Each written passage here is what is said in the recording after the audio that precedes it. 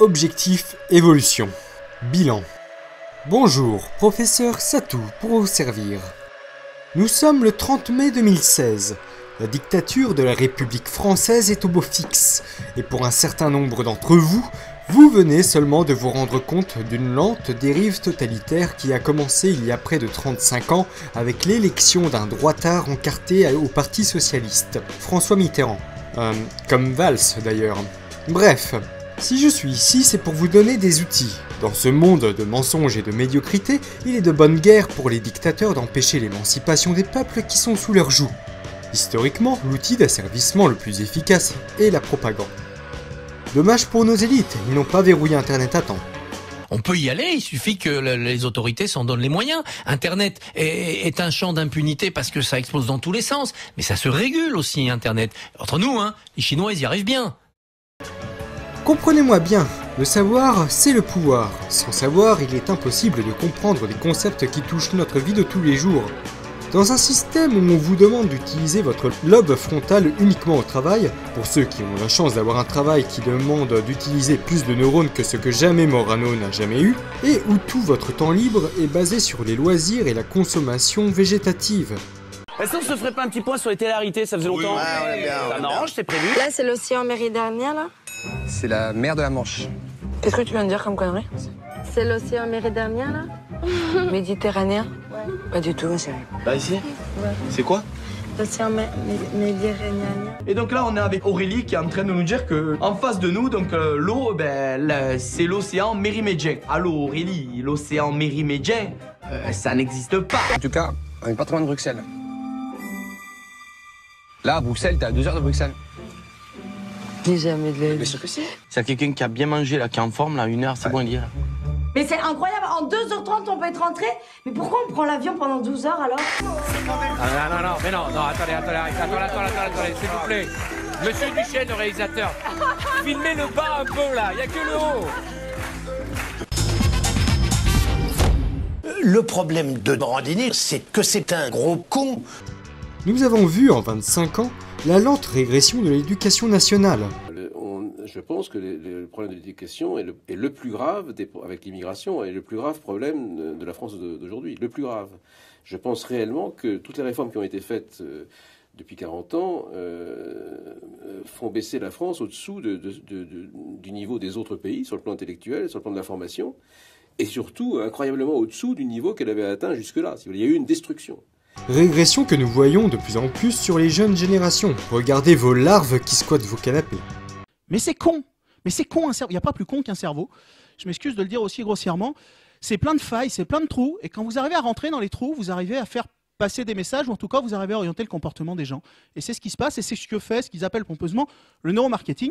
Un petit exemple ici, une citation parmi d'autres. Alors c'est un neurochirurgien qui a un grand sens de l'éthique à l'évidence, et c'est un professeur émérite, je vous prie, pas n'importe lequel, à HEC, grande école de commerce, comme chacun sait, et qui nous explique, ils ont monté une boîte privée évidemment pour faire du pognon, ça se fait. Visez le petit, préparez votre cible, marquez-la au front le plus tôt possible, seul l'enfant apprend bien. Les cigarettiers et les limonadiers, donc les vendeurs d'alcool, savent que plus tôt l'enfant goûtera, plus il sera accro. Les neurosciences ont appris aux entreprises des âges idéaux auxquels un apprentissage donné se fait le plus facilement. C'est-à-dire qu'on va mettre tout le savoir acquis par la recherche fondamentale au service de la publicité. Et petite cerise on the gâteau, des troubles attentionnels à 16 ans et on multiplie les risques d'échec scolaire par 4. Donc on tape sur les instits, on tape sur l'école, mais je ne suis pas sûr qu'elle soit seule responsable des problèmes que peuvent avoir les gamins quand ils arrivent. Donc, ce que nous dit l'industrie, l'autre jour, il y avait un gars qui était au supermarché avec sa femme. C'était à Marseille. Il avait un maillot de l'OM. Je suis tous au foot à Marseille. Et donc, sa femme trouve un DVD, elle le prend, et c'était un truc pour le développement du langage. Elle lui dit « Oh, regarde, pour la petite !» Oh, le mec enthousiaste, il prend le DVD, il le retourne, il voit le prix. « T'es sûr ?»« Oh, je sens pas bien. » Et là, le gars, il a pris une volée de bois vert. Gros con, il y en a que pour ton foot, père indigne, etc. Enfin, moi, il se faisait fouetter dans le magasin. Donc, il a pris le DVD, il l'a mis doucement dans le caddie, et je n'ai pas vu la suite des opérations. Et vraiment, ce qui moi m'a frappé, c'est pas tellement ce pauvre garçon, t'es sûr, c'était cette femme qui pensait vraiment en toute bonne foi que si elle n'offrait pas ce DVD, que si elle n'exposait pas sa fille à ce DVD, il y allait y avoir un préjudice pour son développement langagier. Et voilà ce qu'on nous raconte. C'est plein de poésie, alors c'est quelques exemples parmi d'autres, mais... Alors, Brainy Baby, là, Brainy ça veut dire cortiqué, là, avec un gros cerveau, brain c'est cerveau en anglais. Alors vous allez développer le langage et la logique. Et puis Baby Einstein, porte bien son nom, pauvre Albert, enrichit le vocabulaire de l'enfant à travers la beauté de la poésie, de la musique et de la nature. Franchement, vous êtes parents, vous voyez ça, vous êtes vraiment indigne si vous achetez pas le truc. Hein. Baby TV, alors les histoires et les rimes de la série Lenny contribuent à l'apprentissage du langage. Donc voilà ce que dit l'industrie. Voilà ce que montre la recherche. Juste un exemple, une étude parmi plein. Alors cette étude, les chercheurs se sont dit, bah tiens, on va voir si ça marche ces trucs, parce qu'a priori, ouais, why not? Donc, ils ont pris des enfants, ils sont allés dans des familles, avec des enfants de 12 à 12 mois, ils ont fait 3 groupes. Un premier groupe, ils sont rentrés, ils ont dit bonjour à la maman, et ils leur ont dit, on revient dans un mois, salut. Un deuxième groupe, ils sont rentrés, ils ont dit bonjour à la maman, ils lui ont filé une liste, ils lui ont dit, voilà 25 mots, alors des mots de base, hein, table, chaise, tout ça. On revient dans un mois, il faut que vous les ayez enseignés à votre enfant. Salut. Un troisième groupe, bonjour madame. Voilà un DVD, montrez-le à votre enfant, ça va faire du bien à son langage. Et dedans, il y avait effectivement, alors c'était 40 minutes le DVD, franchement ils en ont bouffé les gosses. 25 mots répétés 3 fois, DVD. 5 sessions par semaine pendant un mois. Les gamins, ils ont entendu 60 fois chaque mot. Franchement, un gamin dans la vie courante, quand il entend 4 fois un mot, s'il l'a pas enregistré, soit il faut lui faire greffer un cerveau, soit il faut consulter. Un gamin, très vite, il apprend. Je veux dire, les mots, ça rentre, il l'entend 3, 4, allez, 5, 6 fois, 60 fois. Il n'y a pas un gamin qui a entendu 60 fois un mot et qui ne le connaît pas. Surtout des mots courants comme table, chaise, etc. Alors, qu'est-ce qui s'est passé? Quand ils sont revenus, les gamins dont les parents avaient une liste de mots à leur enseigner, tous ces gamins-là ont appris les 25 mots sans problème. Ceux qui avaient le DVD, ils n'ont pas appris plus de mots que ceux qui n'avaient rien fait, puisqu'on est revenu les voir un mois après sans vraiment, c'est un groupe contrôle qui n'avait rien fait, un groupe normal. Ils n'ont pas appris plus de mots que ce groupe-là. Non seulement ils n'en ont pas appris plus, mais ils en ont appris moins.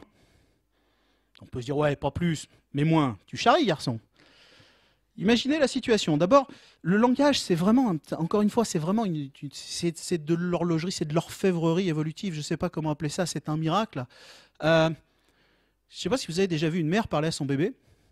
Franchement, vous vous marrez, mais alors le bébé fait ouin, puis vous avez la mère fait ouin, etc. On a l'impression au début que c'est le bébé qui imite, mais pas du tout. La première année de la vie, c'est la mère qui imite le bébé. Le bébé, il fait un bruit, et la mère, elle lance la machine. Ouin, et elle se jette dessus comme une morte de faim, elle fait ouin au bébé, ça dure comme ça. Ça lui apprend l'échange, ça lui apprend les mots, ça lui apprend sa forme, l'appareil phonatoire. Là, la télévision, elle ne fait pas ça. Le bébé fait ouin, et la télévision, elle continue son affaire. Et surtout, plus grave, vous avez... on est très forts, nous, les humains. J'en vois au fond qui dorment, c'est pour ça que je le dis. On est très forts, nous, les humains, pour savoir où regardent nos congénères. À quelques degrés d'angle près, ou dixième de degré, on sait exactement où se porte le regard de notre voisin. C'est pour ça que si vous vous promenez avec madame dans le bus et que vous espérez tranquille pouvoir regarder la voisine, ça ne marche pas. Parce qu'on le voit. Je sais, j'ai testé. Et donc la mère, quand le bébé regarde un objet, elle nomme cet objet. S'il regarde la chaise, elle dit chaise. S'il regarde la table, elle dit table. Mais la télévision, vous avez la table qui sort du sol, là, dans cette... Et la télévision, elle dit table. Mais si le gamin est en train de regarder la chaise, vous pouvez toujours vous gratter. Et le coup d'après, la télévision, elle dit encore table, mais il est en train de regarder le pot de yaourt. Vous étonnez qu'après, dans les neurones, le gamin, il s'y retrouve plus. Donc la télévision, non seulement ça ne marche pas, mais ça ne peut pas marcher. Et ça ne peut pas marcher, et ça a des déficits. Ils ont fait une étude à long terme sur les gamins qui utilisaient ça. 1 heure par jour de ces programmes éducatifs qui vont les rendre super intelligents et qui vont développer le langage et qui vont nous faire des Einstein à tous les coins de rue, et c'est 10% de lexique en moins. Il y a plein d'études qui montrent que les déficits précoces, alors c'est comme pour la lecture, mais les déficits précoces du langage, on a toutes les peines du monde, quand c'est possible, à les rattraper plus tard. Donc ces 10%, franchement, vous allez ramer et vous n'êtes pas sûr de les choper. Parce que l'ontogénèse, c'est un truc, à part pour certaines fonctions comme l'attention et encore, il faut développer le départ pour pouvoir développer la fin. Mais quand le train il est passé, il est passé. Vous n'avez pas le deuxième, il n'y a plus de cadencement dans l'autogénèse. C'est cadencement unique. T'as raté, t'as raté. Donc, 10% de lexique, c'est énorme, 10% de lexique, à cet âge-là. Dans ce système où le but est la jouissance immédiate, il est très difficile de s'élever intellectuellement. Regardez de la manière dont vous vivez. Je ne pense pas me tromper. Vous allez me dire que vous avez besoin de vous détendre après votre journée de travail. Je le comprends. Pour ma part, c'est environ 7 heures par jour, 6 jours sur 7, que je gaspille à cause de mes obligations contractuelles. N'allez pas penser que je suis un parvenu. Vous allez me dire, il faut bien payer le loyer, la bouffe, l'électricité, internet. Nous le vivons tous. Et si je vous disiez qu'il serait pragmatique de s'émanciper du travail et de l'argent? En se basant principalement sur les chiffres de l'INSEE, nous sommes un peu plus de 66 millions en France, plus de 16 millions d'individus de moins de 20 ans, près de 24 millions d'individus de plus de 50 ans, et nous, près de 26 millions. Dans cet ensemble de 66 millions, nous avons plus de 14 millions d'individus qui ont moins de 17 ans, et que nous considérons comme étant inaptes au travail. Nous avons plus de 13 millions de retraités, il y a 26 millions de prolétaires de tout âge, et dans cela il y a facilement plus de 3 millions qui ont un emploi précaire. Et comme vous le savez, il est de plus en plus difficile de vivre avec le SMIC seul. Plus de 10 millions d'entre nous souffrent sévèrement à cause du chômage, et nous avons plus de 3 millions de SDF. Le compte y est. À partir de ce constat, nous remarquons que la société actuelle fonctionne avec près de 40% de la population, 26 millions. Il est vrai que ce système ne fonctionne pas de manière optimale, à cause du gouvernement qui fait tout ce qui est en son pouvoir illégitime pour le bloquer, en bloquant les salaires et augmentant les taxes. Mais aussi à cause de ce concept rétrograde que je vais devoir démonter qui est le principe de service privé, à ne pas confondre avec les biens privés, qui vous appartiennent. Je ne vais pas parler de communisme ici. Regardez la France par la fenêtre de votre logement. Regardez comment le gouvernement a rien que en 16 ans tué le domaine public, que ça soit au profit du domaine privé ou à cause de la volonté de Bruxelles, qui est un rassemblement de lobbyistes pour ceux qui se sont penchés sur l'organisation de la Commission européenne. Que ça soit dans le secteur de la santé, de l'éducation, des réseaux, de la sécurité et de la finance. Le problème, et c'est ce qui doit vous choquer, c'est que tous ces secteurs sont inhérents à notre confort. Or, plus vous laissez le domaine privé prendre le dessus sur le bien commun, plus ce confort légitime devient un privilège. Aujourd'hui, 4 Français sur 10 renoncent aux soins pour des soins de coût et aussi à cause de délais trop longs. La dernière victime du gouvernement, comme vous le savez, est le Code du travail. D'ailleurs, je salue tous ceux qui ont manifesté contre cette chiure esclavagiste. Et je vais vous donner un conseil qui devrait peser dans le game. Vu que notre dictateur préféré n'a que faire de l'opinion du peuple, nous pouvons faire deux choses. D'abord, on pourrait se mettre tous d'accord pour ne pas payer les impôts cette année. Ne vous inquiétez pas, je vais vous expliquer les conséquences de cela dans quelques instants. Imaginez plusieurs millions d'entre vous qui se mettent d'accord en tweetant l'hashtag impôt ou 49.3. L'effet va être immédiat, c'est comme si vous lui saisissiez les baloches avec une main recouverte de tabasco. Comme vous le savez, la France est enchaînée à une dette qui ne peut être remboursée. D'ailleurs, depuis 2008, l'impôt sur le revenu sert à payer les intérêts de cette dette. Et c'est là que l'on se rend compte du grotesque de ce système où on a donné au secteur privé, les banquiers, l'un des droits régaliens primordiaux d'un pays, qui est de battre monnaie. Vous avez 100 € dans votre poche et vous devez 110 € à votre banquier. Et votre seul moyen légal de rembourser est de refaire un prêt encore plus gros que le précédent. Voilà, j'ai expliqué pourquoi la dette est irremboursable. Et le pire, c'est qu'il y a une logique derrière cela, et que les personnes qui nous gouvernent savent pertinemment ce qu'ils font, malgré qu'ils se pavanent avec les habits de l'incompétence. Je précise cela car on peut faire des erreurs de temps en temps, on est tous humains, mais après on les corrige et dans le pire des cas on reconnaît être incompétent et on quitte son poste la tête haute. Le fait que le gouvernement, en plus de 16 ans, n'a pris successivement que des décisions portant préjudice au bien commun, nous pouvons dire que cela s'appelle du sabotage. Vous allez me dire, mais où veut-il en venir? Eh bien, premièrement, plus nous sommes endettés, plus le gouvernement fait des coupes budgétaires sur notre confort, aide sociale, retraite, etc. Ce qui a pour effet de gripper l'économie nationale, et bloquer par la même occasion la croissance. Deuxième, ils revendent et ou privatisent les biens de France, soit à des entreprises, soit à des étrangers. Autoroutes, aéroports, monuments et patrimoine culturel. Un pays, c'est un hôtel. Ah bon? D'ailleurs, on peut supposer que l'une des spécialités de nos élites, qui est le conflit d'intérêts, rentre souvent en compte. Je ne connais pas le but final, par contre je peux dire pertinemment que nous suivons de près la Grèce. Un pays qui est tellement endetté que tous ses biens sont revendus ou loués à des fortunes étrangères, où les retraites ont été divisées par 2, où la santé et l'éducation sont en panne.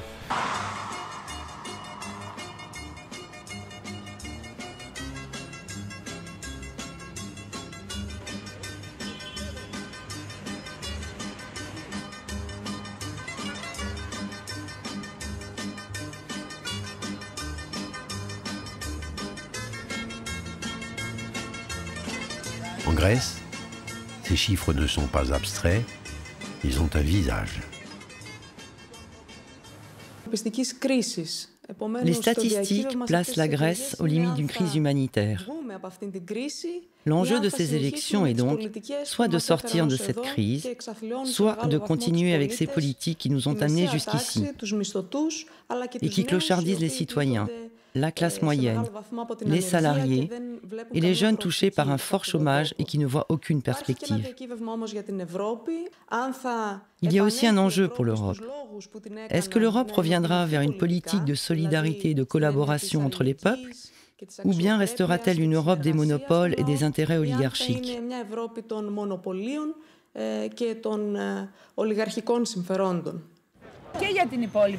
Avec les résultats de cette élection, je ressens un grand soulagement. Le pays vivait dans une crise humanitaire profonde. Des gens sont morts, nombreux d'entre eux se sont suicidés et beaucoup ont quitté ce pays. Il fallait que cela s'arrête. Alexis Tsipras et Yanis Varoufakis partent dans les capitales européennes rencontrer leurs homologues. Pendant ce temps-là, la BCE supprime l'une des deux possibilités de financement des banques helléniques. L'Eurogroupe suspend le versement du solde d'un prêt d'un montant de 7 milliards et reporte le reversement promis à la Grèce des 1,8 milliard de bénéfices réalisés sur la dette grecque par les créanciers. Surprise, des bénéfices sur la dette grecque. Pour la France en 2011, 200 millions, avait avoué Nicolas Sarkozy, alors président. Les taux se resserrent, mais malgré tout, le gouvernement grec respecte les échéances de ses prêts, abandonne l'annulation de la dette, accepte une hausse de la TVA, mais l'Eurogroupe resta sourd. Angela Merkel avait prévenu les Grecs. Il faut faire en sorte que la démocratie soit conforme au marché.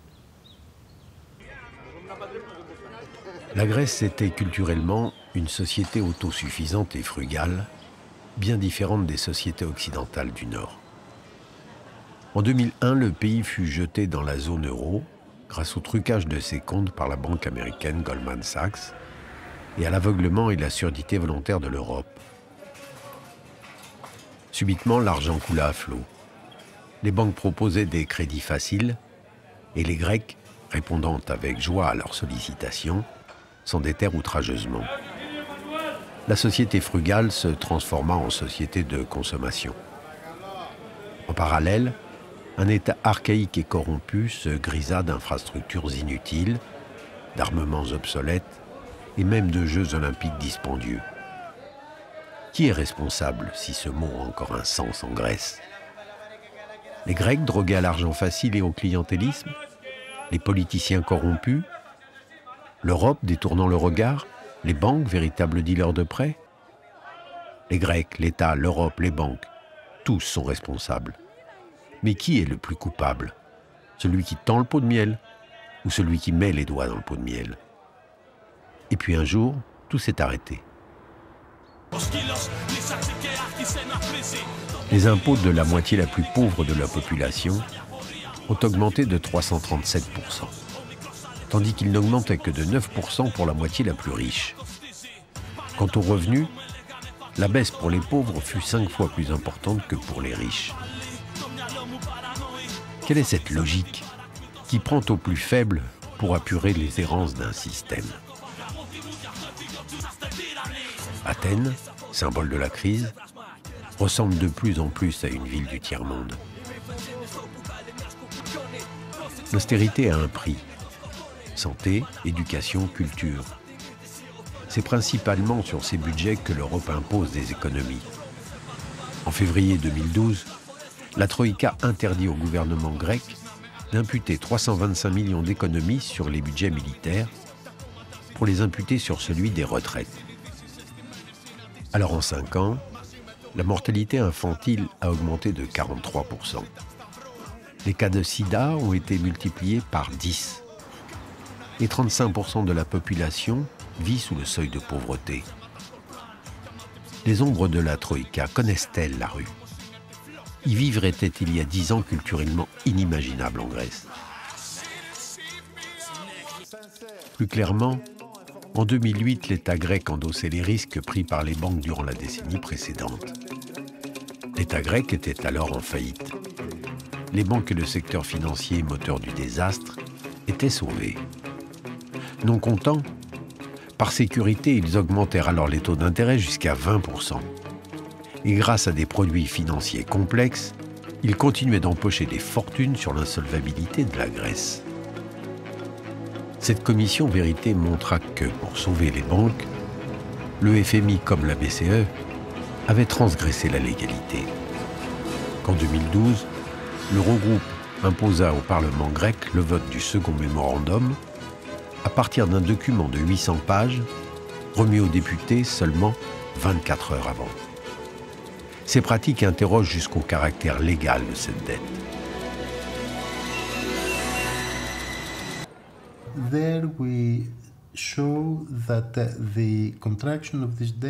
Cet audit a permis de démontrer que la création de cette dette allait à l'encontre des lois et de la constitution grecque, ainsi que des règlements du Fonds monétaire international, comme de la Banque centrale européenne.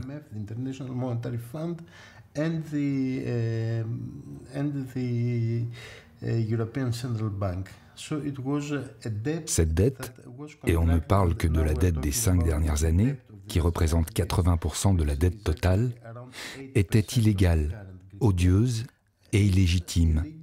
Et par-dessus tout, elle est intenable, car elle ne peut pas être remboursée.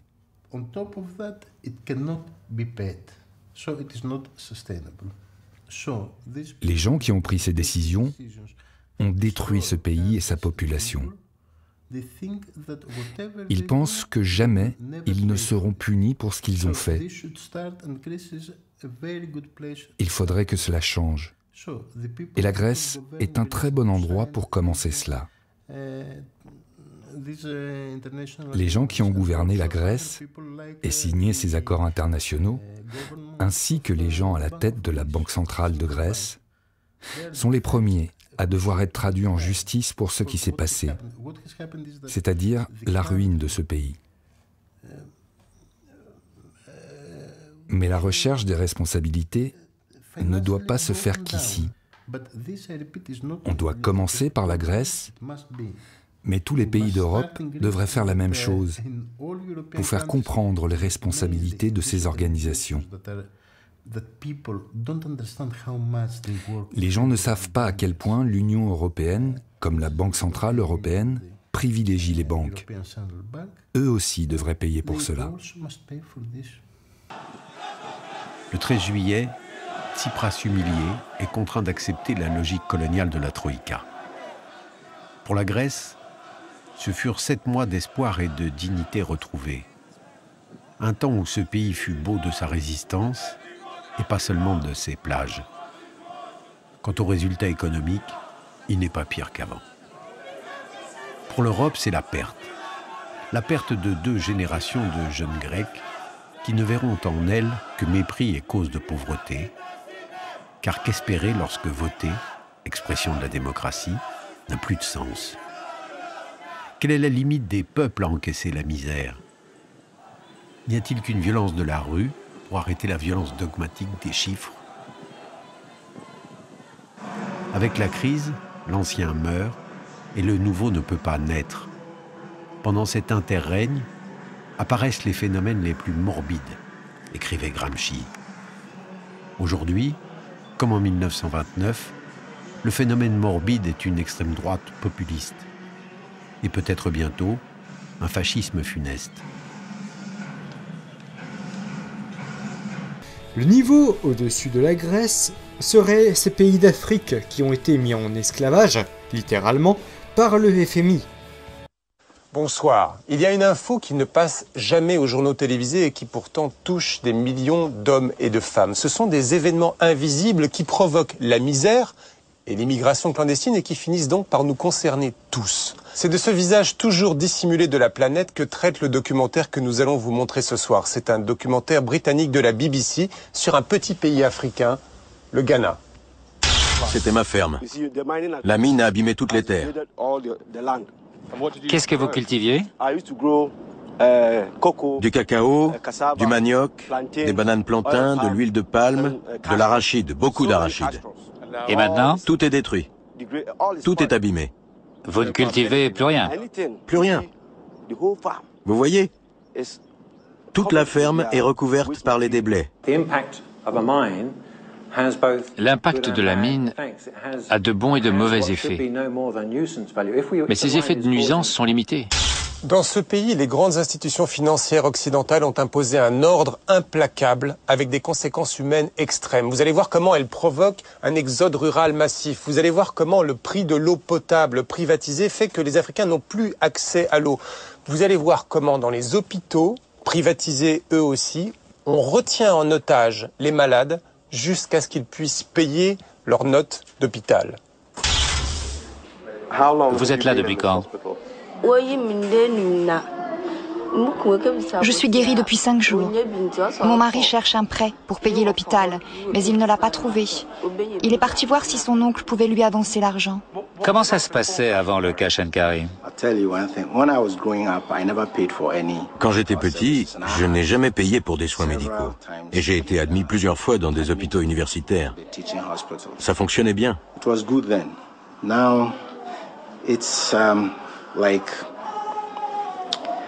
Maintenant, si vous ne pouvez pas payer, vous êtes quasiment condamné.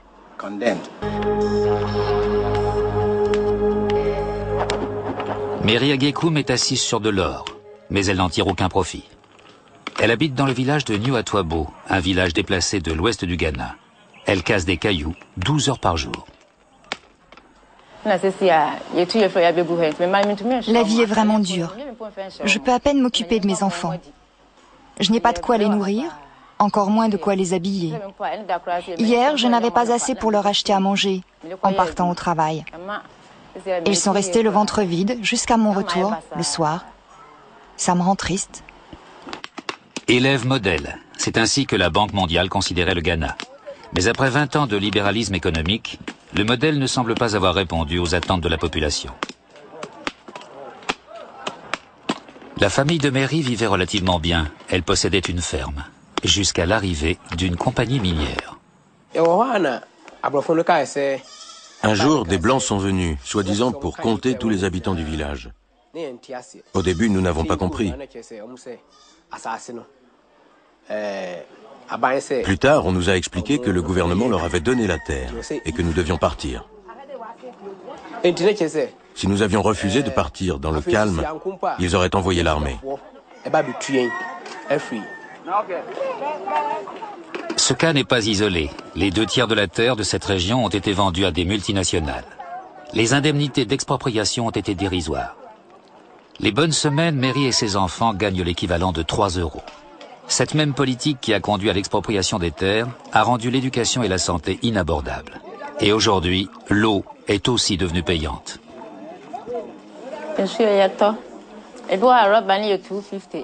Nous devons acheter notre eau. Le prix d'un seau d'eau varie. Quand je n'ai pas assez d'argent, nous l'achetons à crédit et payons après avoir gagné suffisamment d'argent. Nous payons aussi pour utiliser les toilettes. Parfois, quand je ne peux pas payer, je demande aux gardiens d'y aller gratuitement. Et quand je les ai trop sollicités, je vais dans la nature. Cette pratique est appelée la récupération des coûts. L'application de cette politique était l'une des conditions imposées par la Banque mondiale et le FMI en échange des prêts accordés. Les pauvres doivent payer pour tous les produits de base. Beaucoup de Ghanéens n'ont jamais eu accès à l'eau potable. La gestion de la compagnie publique de l'eau a été désastreuse, mais là n'est pas la question. Récupération des coûts ou participation aux frais ou cash and carry, plusieurs expressions servent à désigner cette politique qui fait payer les produits de première nécessité. Ce modèle a été mis en place dans tous les pays en voie de développement. La Banque mondiale a décrété que les pays endettés ne devaient plus dépenser d'argent pour les services publics de base comme la distribution de l'eau. Dans ce village, on applique donc le concept de la récupération des coûts. C'est un peu un self-service. On apporte son seau et on paie cash. Cette règle qui prévaut pour les pauvres n'affecte pas les riches. Ainsi, en Amérique, le gouvernement fédéral a investi des millions de dollars pour que le système public de l'eau continue à fonctionner. À 10 heures de route, au nord d'Accra, nous sommes dans la partie la plus pauvre du pays. Cette région était le grenier à riz du Ghana. Elle fournissait du travail et de la nourriture en abondance. Les politiques de la Banque mondiale ont tout changé. Dans le village de Kpembe, la population s'est réunie. Si leurs moyens d'existence ont disparu, en revanche, les vieilles coutumes destinées à accueillir les visiteurs sont encore bien vivaces.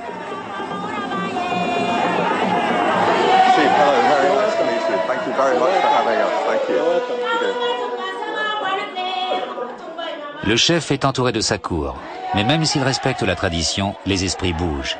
Une nouvelle conscience politique émerge, elle conteste le nouvel ordre économique. Vous cultiviez le riz, vous possédiez plusieurs centaines d'hectares de rizières dans la vallée de Katanga. J'étais un des plus riches producteurs de riz du Nord. À cause du changement de politique, je n'existe plus. J'employais beaucoup de gens à la ferme, ici, dans la vallée de Katanga. Qu'est-il arrivé à la production de riz local? Cultivez-vous toujours du riz? Qu'est devenue la grande ferme que vous possédiez? La production locale a quasiment disparu. Quand le Ghana subventionnait les engrais et les semences, les machines étaient disponibles et donnaient du travail à tous. C'était presque le plein emploi, même pour les jeunes filles. Même le week-end, les étudiants venaient travailler dans les fermes, ce qui leur permettait de se consacrer la semaine à l'école. Mais avec l'effondrement de la culture du riz, on ne peut rien faire. Sauf partir dans les villes du Sud, chercher du travail, mais il n'y en a pas. Les gens reviennent alors à moitié morts de faim. Parce qu'ils sont allés en ville, ils sont affamés, n'ont pas de bon boulot, ils reviennent atteints de paludisme ou d'autres maladies. Maintenant, nous devons acheter notre riz. Un demi-sac de riz, 50 kilos, coûte 300 000 cédis. La politique du FMI est très négative et affecte dramatiquement toute la région. Notre niveau de vie est tombé très bas. On nous sort des chiffres, le Ghana fait ceci, fait cela. Nous n'en voyons pas les effets sur la population. Le Ghana dépense maintenant 100 millions de dollars par an pour importer du riz de pays comme les États-Unis. La suppression des subventions à l'agriculture locale s'est donc accompagnée de la suppression des barrières douanières. Cette économie de marché, dans sa forme la plus pure, est une sorte de darwinisme économique. La sélection naturelle passe par la survie du plus fort. On a demandé au Ghana d'orienter sa production sur 2 matières premières d'exportation, l'or et le cacao, et de laisser tomber le reste. Simple variation sur un thème remontant à l'ère coloniale.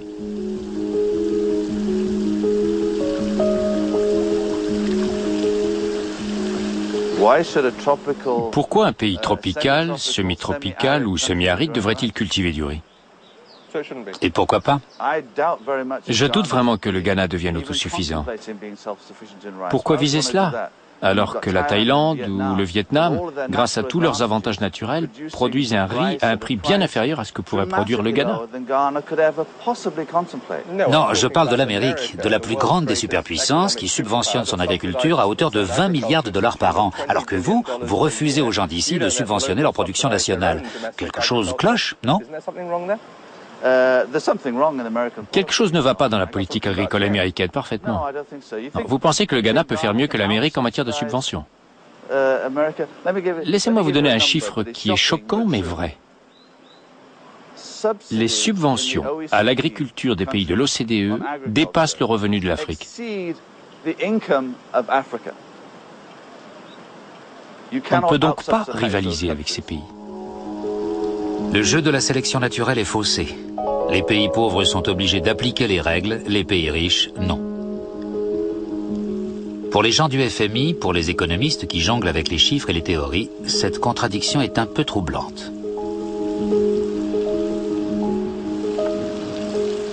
I can only say that the two institutions, the IMF and the World Bank, are on record.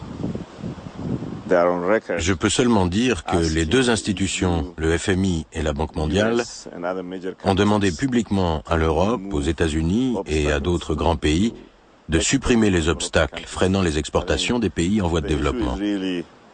En fin de compte, les pays riches doivent appliquer cette politique chez eux. Tant que cette situation existe et perdure, vous acceptez que les règles soient injustes.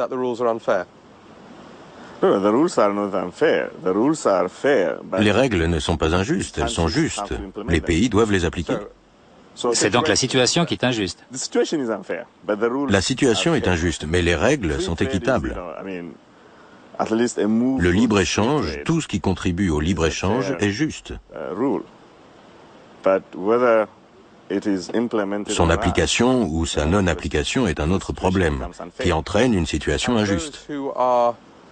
Ceux qui sont victimes de cette injustice sont les plus démunis. Mais c'est encore la situation qui est injuste ou regrettable. Dans la vallée de Katanga, les rizières restent en jachère. Il n'y a plus ni travail ni emploi, et les biens de première nécessité manquent. Le même scénario se répète dans d'autres pays. Une nouvelle génération de militants est née. Yao Graham dirige The Third World Network. Il vit au Ghana, mais il voyage à l'étranger pour mesurer les effets de la politique de la Banque mondiale. If you work it through in terms of the benefits, that very small input from the central government. Si on parle en termes de bénéfices, une toute petite contribution du gouvernement a permis de créer un dynamisme dans l'économie locale, d'arrêter l'exode rural des jeunes à la recherche de travail alors qu'il n'y en a pas en ville, de maintenir la dignité des gens, leur capacité de faire des choses et de subvenir à leurs besoins.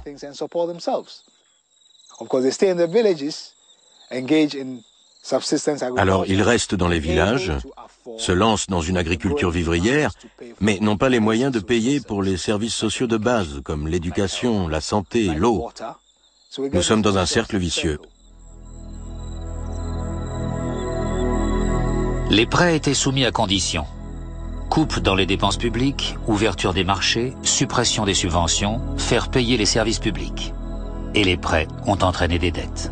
En l'an 2000, le Ghana a dépensé moins de 4% de son budget pour la santé et 7 fois plus pour rembourser les intérêts de sa dette. Nous sommes à l'hôpital principal de Tarkwa, au cœur de la région minière.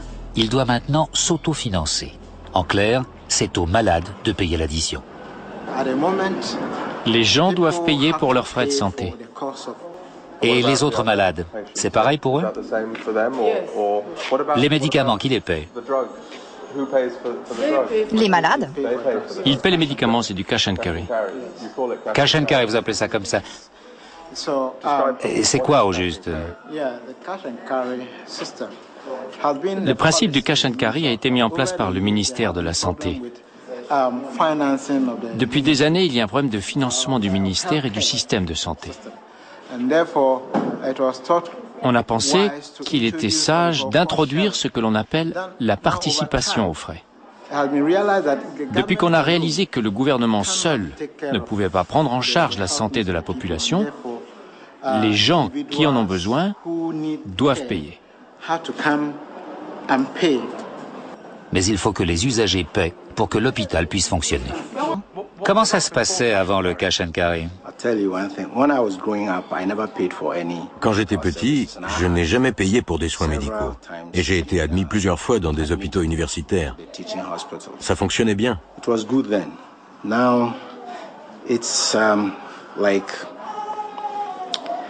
Maintenant, si vous ne pouvez pas payer, vous êtes quasiment condamné. Condamné par une montagne de dettes, alors que le pays vit sur une montagne d'or. Pour moi qui ai un peu voyagé dans la région, c'est une situation étrange. Les compagnies minières font d'énormes profits. Tarkwa devrait être riche. Vous êtes assis sur de l'or. Sur une mine d'or. Et ici, vous retenez des gens parce qu'ils ne peuvent pas payer leurs frais médicaux. Pourquoi?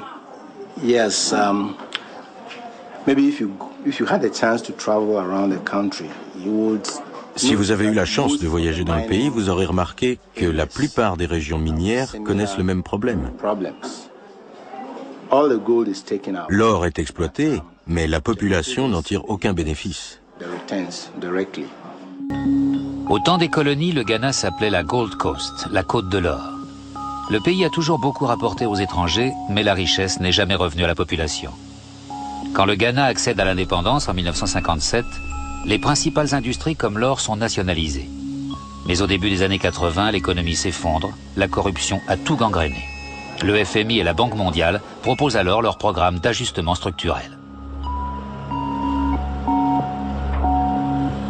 Leur message est simple. Il faut se tourner vers l'exportation et faire revenir les sociétés étrangères pour gérer les affaires. Il y eut d'abord des privatisations, puis des incitations fiscales, des exemptions d'impôts temporaires de 10 ans, des paradis fiscaux, une législation sur l'environnement réduite au minimum.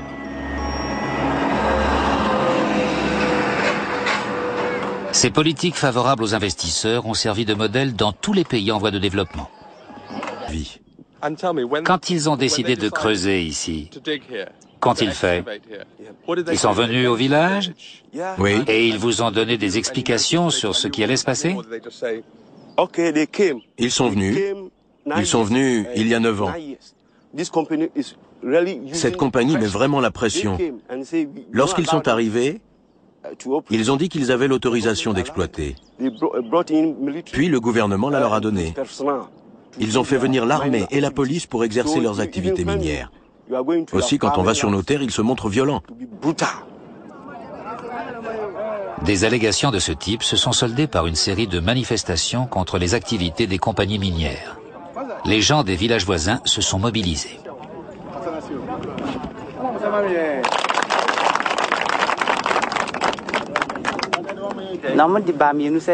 Ils ont dit que nous avions le choix entre la relocalisation ou le déplacement. Le 6 février, ils ont envoyé 36 policiers avec des gaz lacrymogènes pour nous faire partir. Ils ont dit que nous avions été indemnisés pour nos maisons et que nous devions partir. Nous avons refusé jusqu'à ce qu'ils aient indemnisé nos terres. Ils nous ont frappés et ont détruit nos maisons, nous privant de tout ce que nous possédions.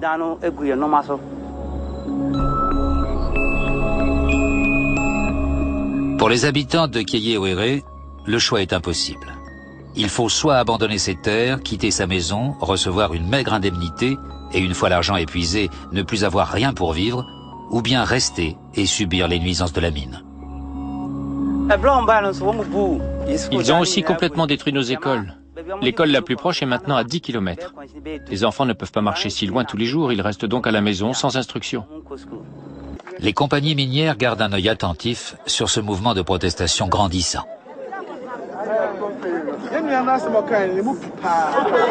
As you probably understand, you're trespassing, but I would rather this dismiss it as soon as you like, okay? Yeah. So doors open down there for the BBC people. Good. We'll come down and see.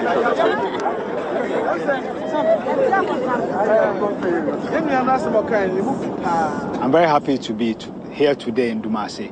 Je suis très heureux d'être ici à Damassi aujourd'hui et d'avoir vu un directeur de mine essayer de parler, d'avoir vu sa bouche trembler et de l'avoir vu partir. Cela prouve que le pouvoir de gens organisés est extrêmement important dans toute lutte. Nous sommes dans un pays où nous avons eu un changement avec plus de liberté. On dit que nous pouvons dire ce que nous voulons. Vous voyez que nous ne pouvons pas dire ce que nous voulons, car si nous ne sommes pas forts, personne ne nous écoute.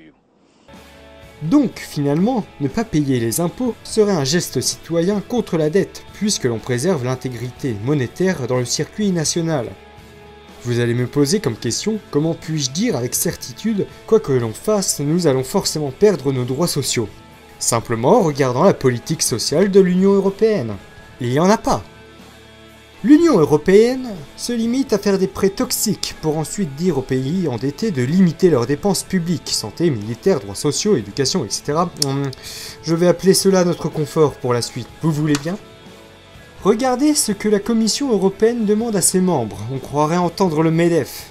Baisse des droits sociaux en général, pas question d'installer un SMIC décent dans le moindre pays, même pas en Allemagne, toujours l'optique pour plus de flexibilité, vers plus de rentabilité, qui devrait soi-disant apporter plus de croissance. D'ailleurs, ce sont des choses dont vous et moi, nous nous en foutons. Attendez. Ah non. Nous nous en contrebranlons à en avoir des Eskimos, voilà, je me disais bien que c'était un euphémisme. Notre vie se résume à faire des boulots de plus en plus pourris pour payer des factures de plus en plus chères. La croissance, la rentabilité et la flexibilité sont les mots du capitalisme moderne, qui servent d'excuses pour appliquer tous les pillages sociaux, mettant tout le monde en concurrence. Vous devez être plus productif que votre collègue de travail pour ne pas perdre votre poste.